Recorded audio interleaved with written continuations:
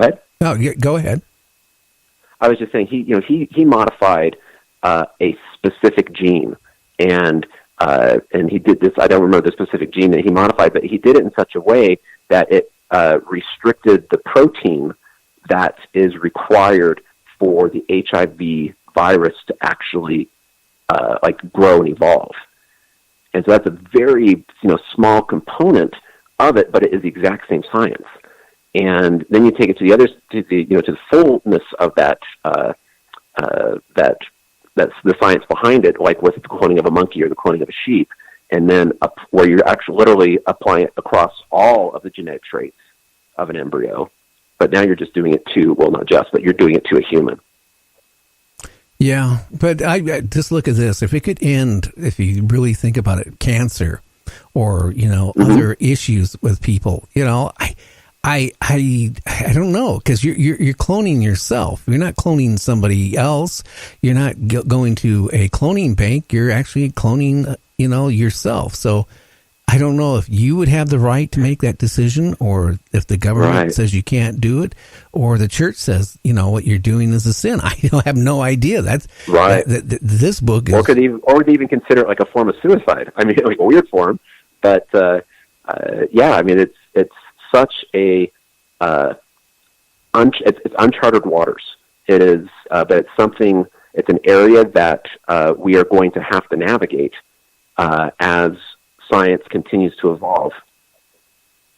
Oh yeah, because how many lives would that save? If something like that could happen.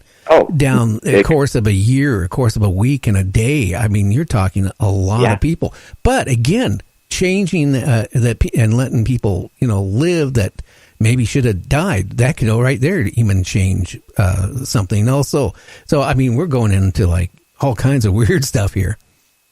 Oh, absolutely. And let's make it even weirder, huh?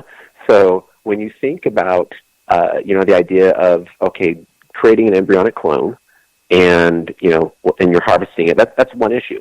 But now let's think about, what if you create that embryonic clone, but you didn't harvest the cells from it, and you let it progress through development until a child came into the world? That brings on a whole nother set of moral, ethical dilemma and issues to consider. I mean, so at that point, like one of the key ones that just hits you right in the face is, let's say a clone child was brought to life. Well, what about the idea of a soul? And would that clone have a soul? And if man and woman, if humankind could create a life form like that, what does that do to religious society worldwide? Yeah, but does a soul created from a man and woman, or does soul actually something that comes in and matures? Just like learning. Right. I don't know. That's just it. I mean, are we born with the soul or not? I don't know. It depends on your religion and your beliefs. Exactly. And so that's with that additional wrinkle of complexity in creation abomination. I think that's what even takes it to kind of an even deeper level of introspective thought and consideration, because we have the full gambit of people who are believe that there is no God, people who are agnostic, they just don't know, to people who believe there is a God and only God can create life. And it's going to create a lot of discussions, and I hope very productive discussions, not just polarized discussions where people yell at each other, but I hope informed and productive discussions where people can talk about that and again come to their conclusion in terms of what their belief structure is and what they feel is right. Well, what type of feedback actually have you gotten from people who've read your book? Have you got any negative feedback saying this is a subject you shouldn't even be writing about? I haven't heard that. And what's interesting, so a lot of times, I've been at some real large events. I was at Comic-Con in Salt Lake, which is, they call it FanX. They can't call it Comic-Con because the people in San Diego own the rights to that. So it's FanX. But they had 130,000 people at this event. It was insane. And I get people across the full spectrum in terms of belief structure. And I had people come up to me to talk about the book, and they said, you look at the cover, and the cover of the book literally has angels and demons. It has angels on the top of the cover, and then it blends down to demons at the bottom of it. And it's very, it's a black and white only book, and that's definitely kind of the artistic component that I'm going to be taking through this whole series, because actually it's the first of a 3-book series. And I have people say, hey, it's a really neat storyline, and I love it. And they say, but do you get into religion? Do you make this like a religious book? You're trying to like force your opinion and your viewpoint.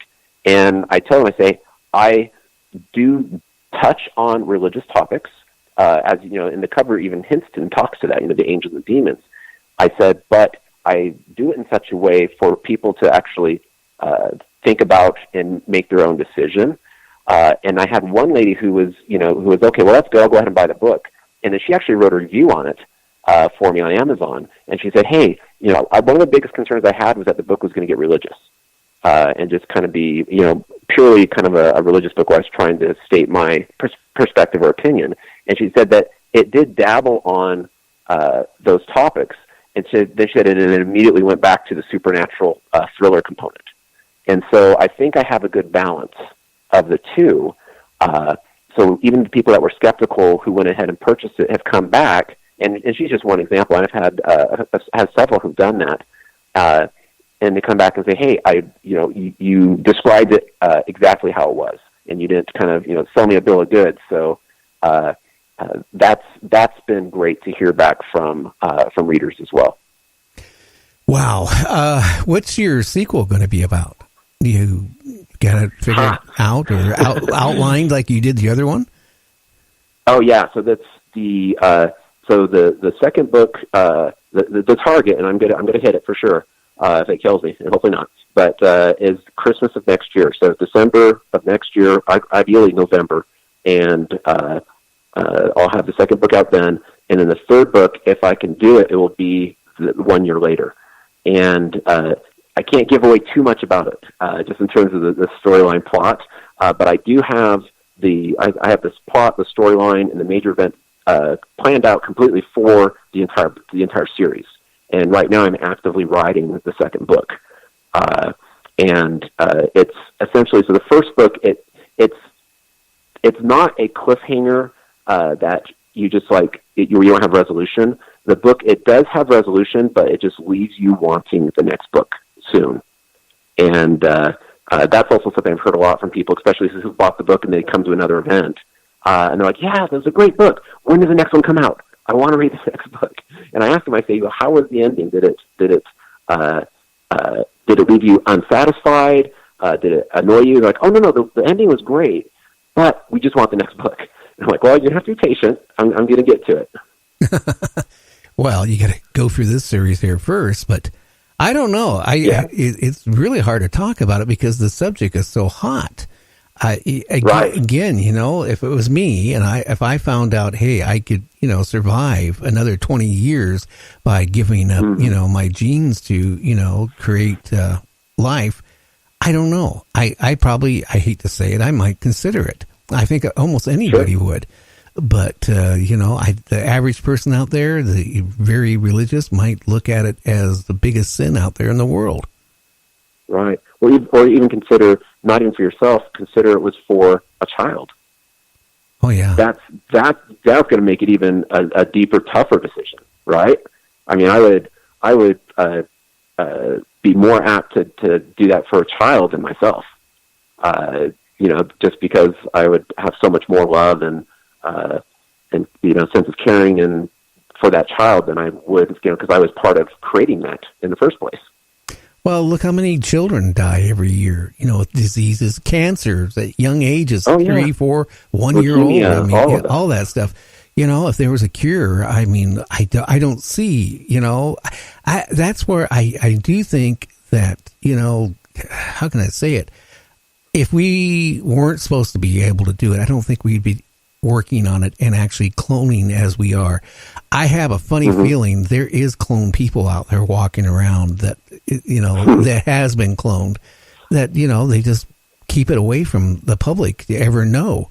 I mean, I don't think Right. it ever stopped with a sheep. I don't think it stopped with growing fingers or toes or hands, Right.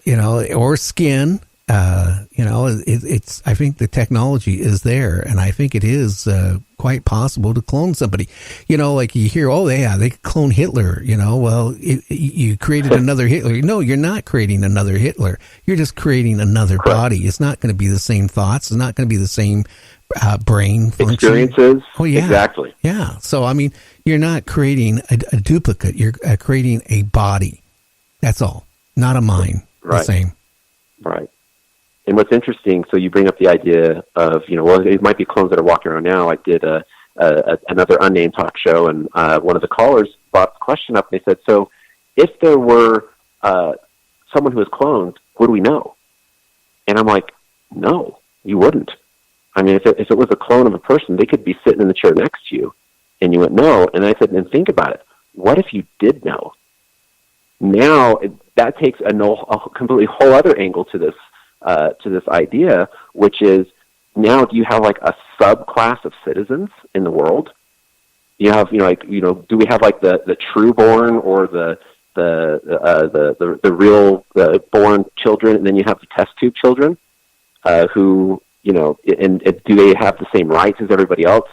I mean, that just throws a whole nother layer of complexity. So I mean, it's definitely topical. Well, how about where they clone a human, right, and then grow a human, and after they're born, let them develop to a certain stage, and then they do their little thing of dissecting them to see if they actually formed the same as a regular human. So, I mean, it's a lot of scary things on this. Oh, yeah. So, I don't know. Definitely. So, boy, what else would you like to talk about? We got about another, about another 12, 13 minutes. Absolutely.